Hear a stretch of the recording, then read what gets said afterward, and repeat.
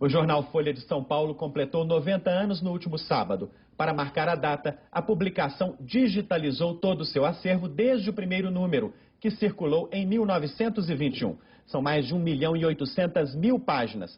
O processo demorou cerca de um ano. Nesta fase inicial, qualquer pessoa poderá ter acesso gratuito à coleção completa da Folha por meio do site acervo.folha.com.br. E nós voltamos a conversar com o advogado Alexandre Ateniense e com o diretor da Web Consult, Leonardo Bortoleto, sobre o fenômeno brasileiro que está completando um ano, o fenômeno dos sites de compras coletivas. Leonardo, o primeiro site de compra coletiva chegou ao Brasil, foi inaugurado no Brasil há exatamente um ano, e o crescimento é espantoso. Dentro do quadro brasileiro, Minas Gerais e Belo Horizonte apresentam uma situação diferente, especial? Em tudo que envolva marketing digital, Minas Gerais, e em especial Belo Horizonte, se destaca. Minas Gerais, dos 1.025 registrados até o início de fevereiro, sites de compras coletivas registrados, tem quase 400. Então, você imagina que nós somos responsáveis em Minas Gerais por 40% do fluxo desse fenômeno.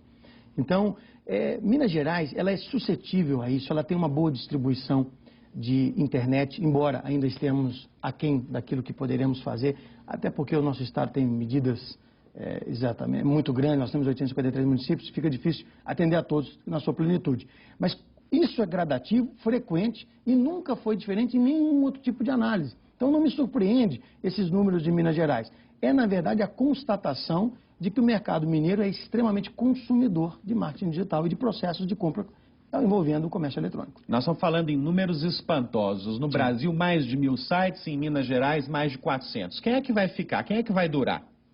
Aquele que conseguir atender com qualidade, que verdadeiramente se preocupe com todas essas observações que o Dr. Alexandre Ateniense está fazendo aqui, de entregar um produto que verdadeiramente tenha respaldo, que faça um filtro deste cliente antes de fazer a oferta e, principalmente, que consiga ganhar a credibilidade desse usuário e ter um grande volume. Porque isso só se justifica, Rogério, quando o empresário consegue ter volume.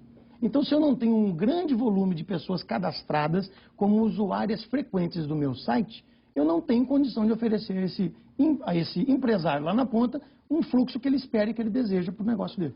Alexandre, se eventualmente o consumidor tem algum problema, se dá errado a compra dele, se ele não é bem atendido, etc., ele recorre a quem? Quando há um problema originado de uma compra eletrônica feita pela internet? Olha, juridicamente falando, ele poderia procurar o juizado especial de pequenas causas, se dependendo do valor da compra, atingir aquele limite de 40 salários mínimos, etc. Agora, o que as pessoas têm que tomar ciência é que muitas vezes, como eu estava dizendo, que a moeda de relação de confiança que se gera através de uma compra são as referências.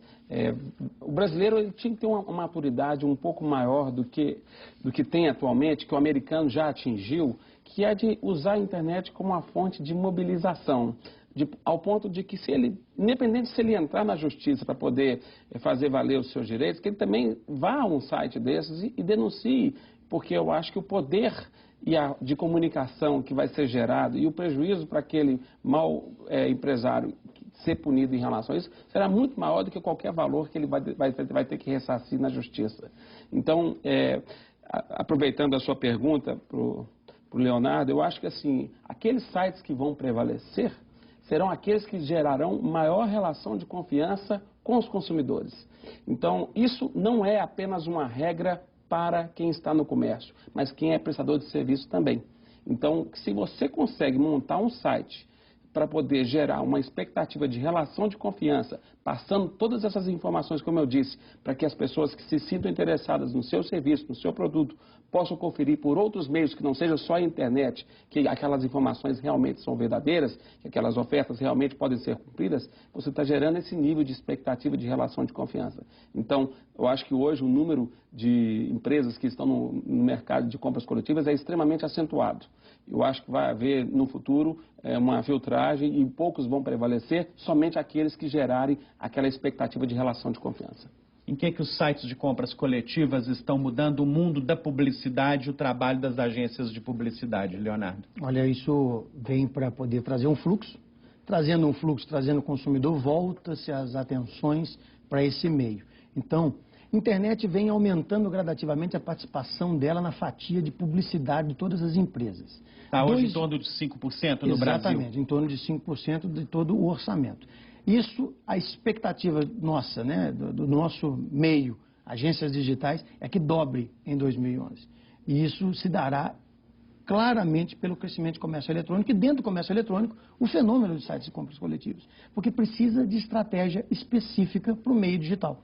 Não dá para trabalhar com outros tipos de publicidade para poder afetar diretamente esse público. Haja vista, estávamos comentando antes de começar o programa, como que é a divulgação das ofertas, ou seja, é enviado e-mail marketing para todos esses usuários. E a incidência de clique nesses e-mail marketing para a compra efetiva é muito grande. E tem-se uma estratégia para se criar e-mail marketing, para poder falar no meio, para poder passar dos anti-spams todos, e aí sim conseguir fazer com que tenha o resultado esperado. Na verdade, eu acho que o brasileiro está aprendendo ainda como criar uma presença online. Então, ele sabe que não basta apenas se inserir num site de compras coletivas, abrir uma comunidade no Facebook, o que seja. Tudo isso demanda uma estratégia. Se você não tiver uma estratégia de continuidade para o seu negócio dentro desse cenário de marketing digital, nada vai dar certo.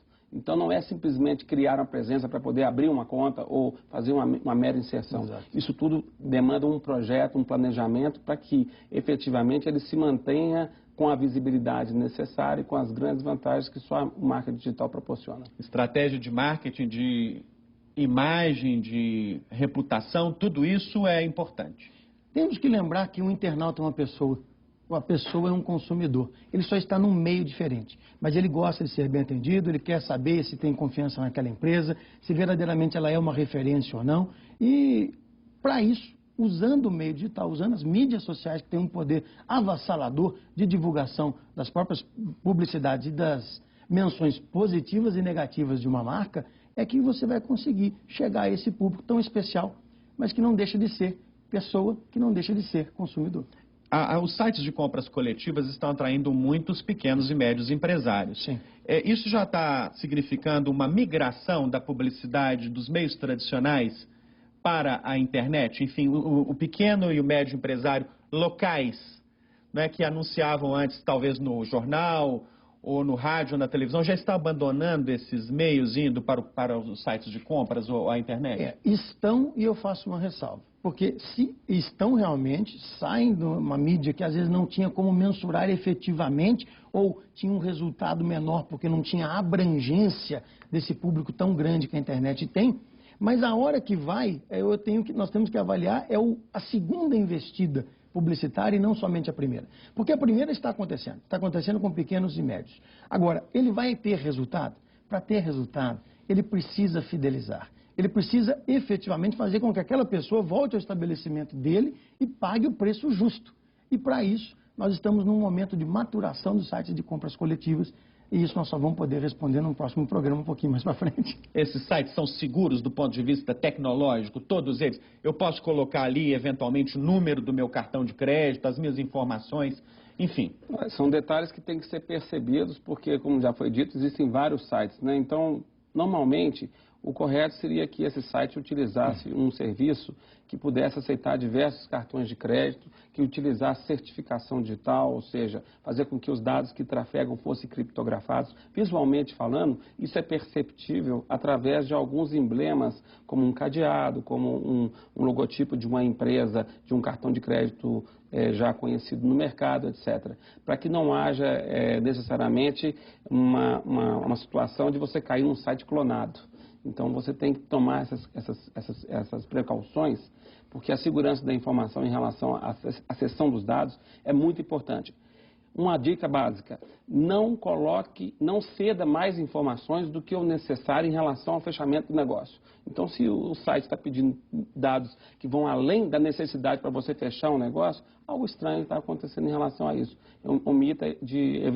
Evite de aderir a esse tipo de compra, porque pode dar margem a fazer com que essas informações de ordem privada sejam circuladas para outros fins. Vem novidades por aí, né, Leonardo? Agora já surgem cada vez mais os sites concentradores de sites de compras coletivas. Como é que funciona isso? Nós temos mais de 1.000. Então, para a pessoa poder entrar em cada um desses 1.000, não tem condição. Fica sem condição.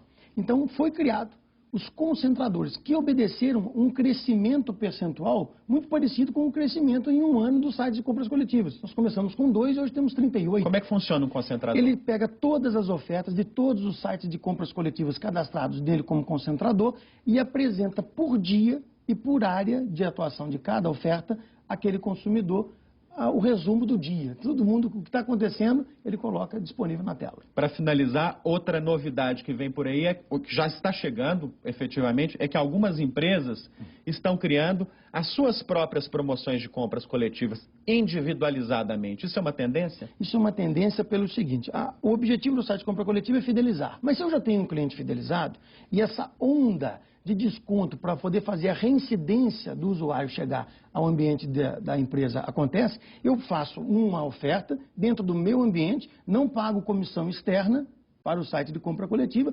beneficio o meu cliente fidelizado e tenho um aumento de fluxo nos dias de baixa na empresa com a minha prestação de serviço ou com o meu produto. Ok, muito obrigado, Leonardo. Muito obrigado, Alexandre, pela participação no Rede Mídia desta noite, pelos esclarecimentos tão úteis prestados a esse tema nosso de hoje. Rede Mídia fica por aqui. Voltamos na próxima quinta às 10 da noite, com reapresentação no domingo às 7h30 da noite. Se você quiser saber mais sobre o programa, é só acessar a nossa página no www.redeminas.tv/redemídia. Boa noite e até a próxima.